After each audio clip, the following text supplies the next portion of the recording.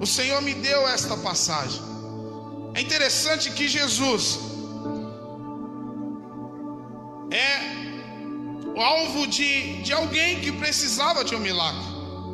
Levaram até Jesus um homem que estava possesso de demônios, e além de estar endemoniado, a Bíblia ainda relata que ele era cego e mudo, ou seja, estava com demônios que oprimiam aquele homem. Ele não falava, ele não enxergava, ele não conseguia ao menos pedir ajuda.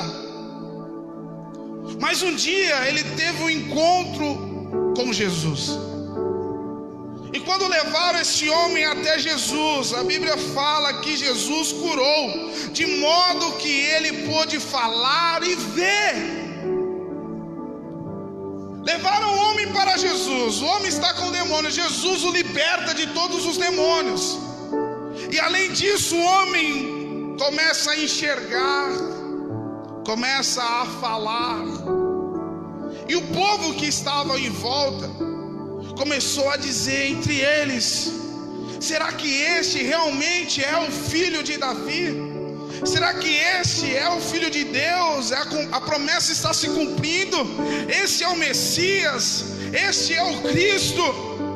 Enquanto o povo em si questionava uns aos outros, dizendo: será que este realmente é o filho de Deus? De repente surgem os fariseus, que ouvindo o povo falar isso, chega no povo e fala: não, tudo que ele fez e faz é pelo poder que é lhe dado por Beelzebu, o príncipe dos demônios. Eles começam a tentar convencer a multidão que Jesus só expulsou os demônios e operava milagres pelo poder que Beelzebu dava para Jesus. Jesus, entendendo o pensamento, a maldade no coração dos fariseus, aproxima deles e fala: todo reino dividido contra si mesmo será arruinado, e toda cidade ou casa dividida contra si mesmo não subsistirá. Jesus vem trazendo um grande ensinamento para aquela multidão. Em outras palavras, Jesus fala: como é que eu, sendo demônio, ou tendo o poder que veio dos demônios, posso expulsar demônios? Não existe isso, não pode acontecer isso. Sabe por quê? Porque um reino dividido, ele não prospera. A casa que estiver contra si mesmo, ela não vai permanecer firme. Como eu posso expulsar um demônio sendo um deles? Vocês não entendem que o reino dividido não prospera, ele não avança, ele não cresce. Jesus deixa um grande ensinamento para nós, mas nós não aceitamos, não aprendemos esse ensinamento. Porém, Satanás, que segundo a Bíblia, a palavra do Senhor diz que ele vive ao nosso derredor, buscando a quem possa tragar, ouviu isso, ouviu dizer que um reino dividido não prospera. E se um reino dividido não prospera, o que é que Satanás agora vai fazer com a igreja? Plantar a divisão. Vai plantar a divisão no lar, vai plantar a divisão no casamento, vai plantar a divisão na família, e vai plantar a divisão na igreja. E quando eu falo a igreja, eu não falo a batista ou a assembleia, eu falo a igreja de Cristo espalhada por todo o mundo. É triste ver num tempo como esse, pastores brigando com pastores no Facebook. É triste ver num tempo como esse, homens se levantando para criticar. Cadê aquele que orava, aquele que curava, aquele que fazia ou aquele que deixava de fazer? Cadê? Nós não entendemos que o reino dividido não prospera. Não foi dado a mim o poder de julgamento, porque Jesus no capítulo 7 de Mateus disse: não julgueis para não ser julgado, porque com a mesma medida que você julgar, você também será julgado. Não cabe a mim dizer se era ou se não é, porque os fariseus é quem faziam isso. Eram os fariseus que ficavam falando: ó, Jesus só curou porque faz parte de um deles. Jesus só fez milagres porque recebeu de Beelzebu o poder. Igreja, precisamos entender que perfeito não somos, mas unidos nós venceremos. Chegou a hora, e Jesus e Deus permite que isso aconteça, sabe por quê? Para que a igreja verdadeira se levante, uma igreja que clama, que ora, que louva. Chegou o momento que, em vez de você ir para as redes sociais criticar A ou B, você tem que dobrar o joelho na sua casa, enquanto outro irmão de outra igreja também está dobrando o joelho, e assim nós vamos alcançar a misericórdia do Senhor. Entenda a importância da união, entenda a importância de estarmos juntos. No capítulo 11 de Gênesis, versículo 1 ao 6, Gênesis 11, do 1 ao 6, diz o seguinte: no mundo todo havia apenas uma língua, um só modo de falar. Saindo os homens do Oriente, encontraram a planície em Sinear, e ali se fixaram. Disseram uns aos outros: vamos fazer tijolos e queimá-lo bem. Usavam tijolos em lugar de pedras, e pinche em vez de argamassa. Depois disseram: vamos construir uma cidade com uma torre que alcance os céus. Assim o nosso nome será famoso, e não seremos espalhados da face da terra. O Senhor, olha só, o Senhor nosso Deus desceu para ver a cidade e a torre que os homens estavam construindo. E disse o Senhor: eles são um só povo e falam uma só língua. E começaram a construir isso. Em breve nada poderá impedir o que planejam fazer.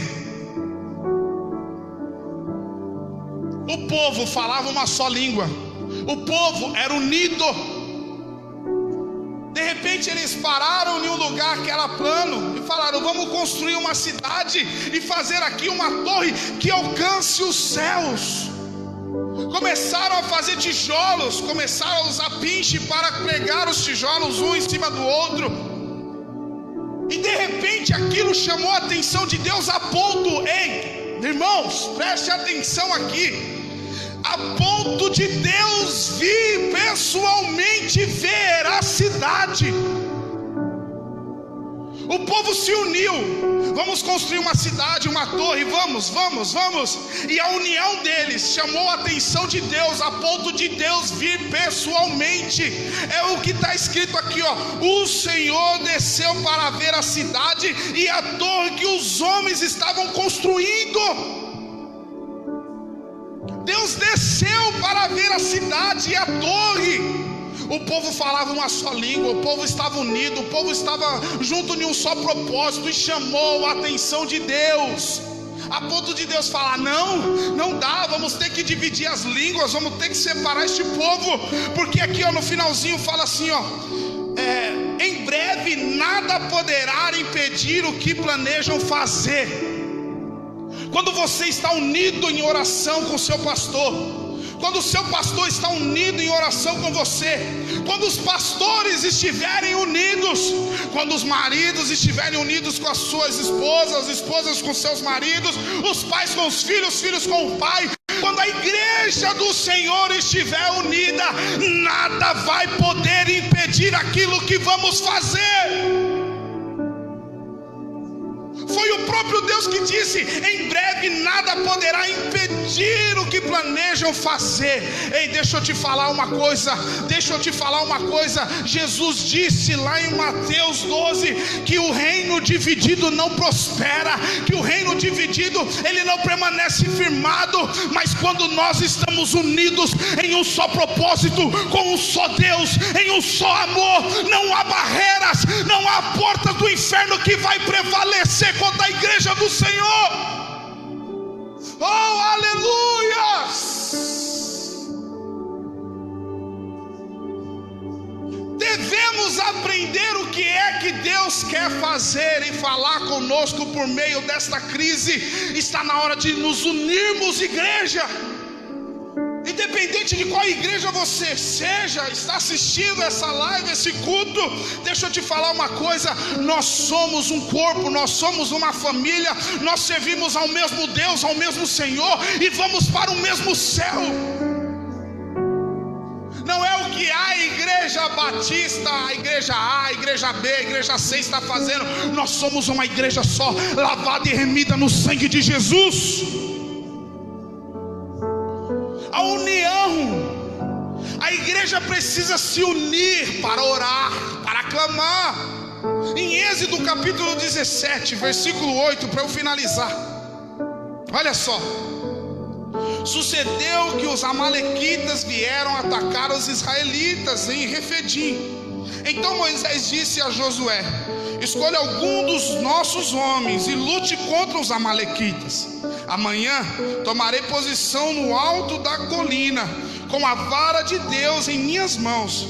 Josué foi então lutar contra os amalequitas, conforme Moisés tinha ordenado. Moisés, Arão e Hur, porém, subiram ao alto da colina. Enquanto Moisés mantinha as mãos erguidas, os israelitas venciam. Quando, porém, as abaixava, os amalequitas venciam. Quando as mãos de Moisés já estavam cansadas, eles pegaram uma pedra e colocaram debaixo dele, para que nela se sentasse. Arão e Hur mantiveram erguidas as mãos de Moisés, de cada lado, de modo que as mãos permaneceram firmes até o pôr do sol. E Josué derrotou o exército dos amalequitas ao fio da espada.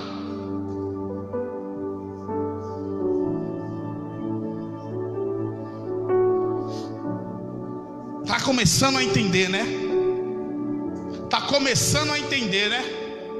O povo no deserto, de repente vem os amalequitas.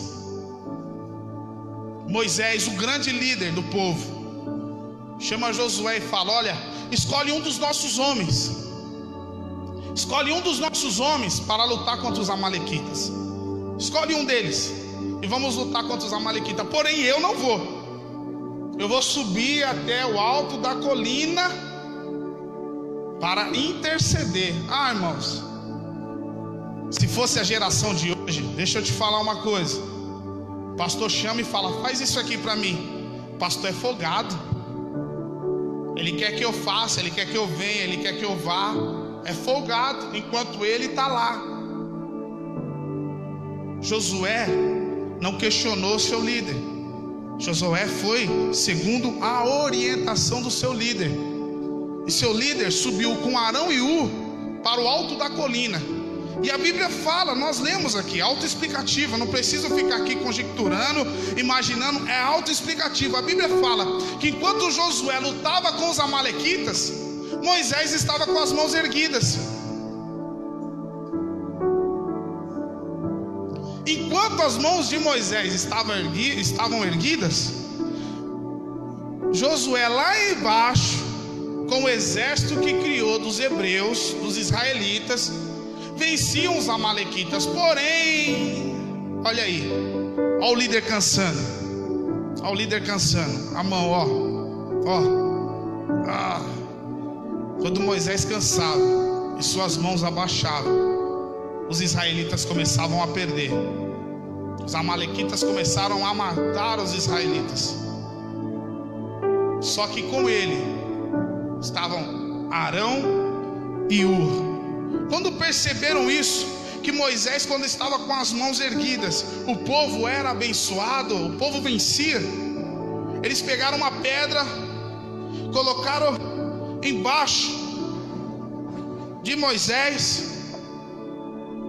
colocaram debaixo de Moisés. Moisés sentou,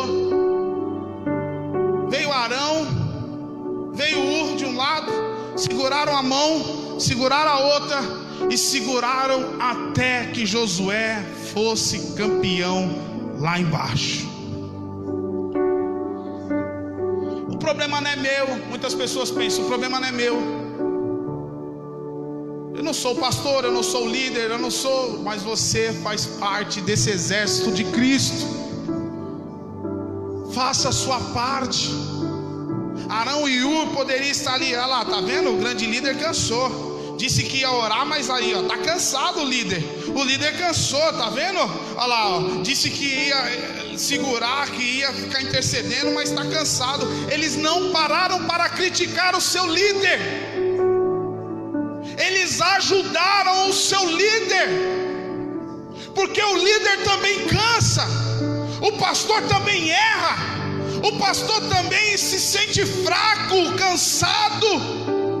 Mas em vez de você ficar criticando nas redes sociais, em vez da igreja ficar lá, ó, cadê o fulano, cadê o ciclano que pregava, que cantava, que profetizava, cadê? Vamos nos unir para um único propósito, que é vencer o inferno. Vamos nos unir, queridos, vamos nos unir, igreja, porque um reino dividido não prospera. O seu lar não vai prosperar enquanto você, marido, não aprender a amar e respeitar a sua esposa. Você, mulher, não vai ver o seu lar sendo próspero se não aprender a respeitar o seu marido. Filhos, obedeçam os vossos pais para que os seus dias se prolonguem na terra. A igreja,